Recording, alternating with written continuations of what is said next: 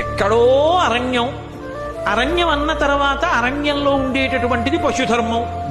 బలం కలిగినటువంటి ప్రాణి బలం లేని ప్రాణిని కొట్టి చంపేస్తుంది. అది పెద్ద విశేషమే ఉంది, దాని గురించి పెద్ద చింత పెట్టుకోవలసినటువంటి అవసరం ఏమి ఉండదు. మరి అటువంటిది ఎక్కడో అరణ్యంలో నేల మీద నిలబడితే బలమైనది ఏనుగు, నీటిలో ఉంటే బలమైనది మొసలి. మరి అటువంటిది నీరాట వనాటములకు, నీటిలో ఉండే మొసలికి భూమి మీద ఉండే ఏనుక్కి అసలు యుద్ధం ఎందుకు వచ్చింది?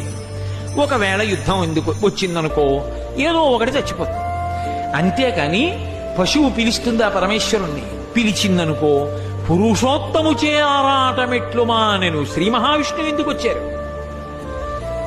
ఘోరాటవిలోని భద్రకుంజరమునకు. అది శిష్యుడలా ప్రశ్న వేసేవాడు ఉంటే కదండి గురువుకి సంతోషం. ఘోరాటవిలోని భద్రకుంజరమునకు ఆ అరణ్యంలో ఏనుగు ఎందుకు పిలిచిందండి? ఎందుకు వచ్చాడు అసలు విష్ణువు? ఇతర దేవతలు ఎవరు ఎందుకు రాలేదు? శ్రీ మహావిష్ణువే కదిలి రావడానికి కారణమేమిటి?